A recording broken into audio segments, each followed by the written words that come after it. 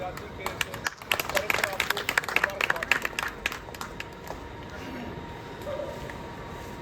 रामलाल और नंदिता मैडम जो ऑर्गेनाइजर जो भी पार्टी में जो काम किसी को मैं जानता हूँ कुछ को, लेकिन किसी का नाम नहीं है तो मुझे माफ़ कर। बात यूँ है कि पहले हिस्ट्री बताई तो लेकिन मीर जाफर का नाम नहीं लिया। जिसने गद्दारी की थी, जिसने गद्दारी की थी वो कहते हैं कि फर्स्ट ब्रिटिश राज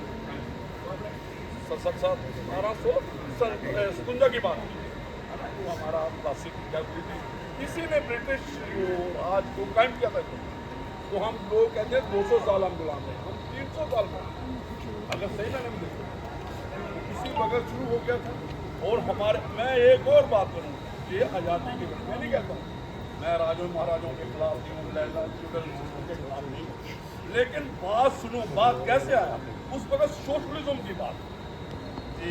समाजी जो दाना माना है इसको चेंज कर। तो राजों का कितनी कंट्रीब्यूशन रही मुझे बताओ, सिवाय अपने कि अपने राज तक रहने के लिए। मैं ये बात कहूँगा, ये आज़ादी की बात आज छिड़ी है तो ये सिर्फ जो 1857 का आप कह सकते हैं,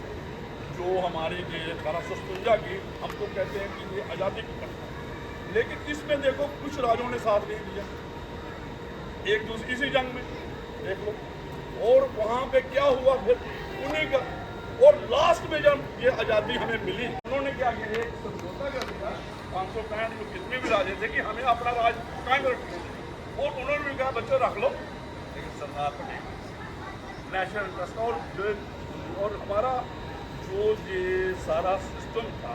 आज़ादी का डेमोक्रेटिक राइट का पता चल चुका था लोगों को, अपने हक का बात में पता चल चुकी थी। और ये जो सरदार भगत सिंह की बात कर लो, उधम सिंह की बात कर लो, जहाँ बंगाल से निकले हैं, सुभाष चंद्र बोस की बात को, महात्मा गांधी की, और उस वक्त ये समाज चेंज हो चुका है। ये कोई सोचेगा कि राजवाड़े कायम रहेंगे तो फिर इन्होंने ही, लेकिन लोगों को समझाई, लोगों को जो मेरा कहने का मतलब है कि ये आज़ादी और एक आज़ादी और हमें मिलने का एक कारण है वर्ल्ड वार 2 भी। वर्ल्ड वार 2 में जो दूसरी वर्ल्ड वार थी उसमें आप देखते हो पूरा अंग्रेज जो ब्रिटिश जो था, जो लंदन था, जहाँ आप यूके था, ब्रिटिश जहाँ जहाँ पे ये हुकूमतें दी गए तो वो हो गई थी खानवी, और उस वक्त यूएस ने छोड़ दिया था अपनी खानवी। और मैं कहता सबसे बड़ा काम उसने लैंडिंग थे जो उस वक्त के प्राइम मिनिस्टर, तो उन्होंने कहा कि हम इसको नहीं रख सकते, सारी कंट्री कॉलोनाइज करो, तभी आज़ादी में। मैं नहीं चाहता कि जाती कि जो हमारे लीडर थे सुभाष चंद्र बोस, महात्मा गांधी को मूवमेंट करें, तो भगत सिंह इन्होंने भी किया था, लेकिन उनकी मजबूरी थी उस वक्त दिल्ली कॉलोनाइज करना हिंदुस्तान। वो बात ये निकली है, उन्होंने बात करनी थी वो राइट जी। जो हमने एक प्रोग्राम किया ट्रांसजेंडर और वल्नरेबल कम्युनिटी कौन है यहाँ वेमेन,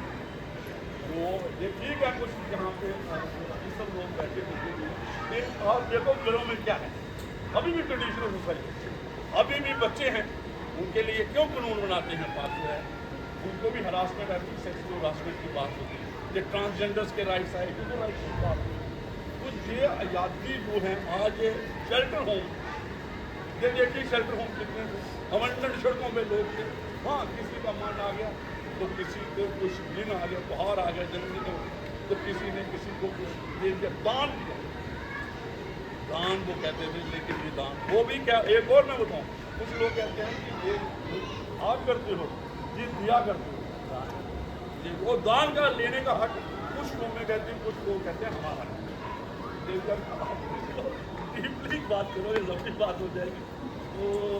ये बातें बहुत हैं। तो ये जो इन्होंने बड़ी अच्छी बात की, हम जहाँ पे केस की कोचिंग भी देते थे IAS वालों को, बच्चों को जब इंटरव्यू आता था, वहाँ इंटरव्यू में पूछते थे about unfurling and hoisting of the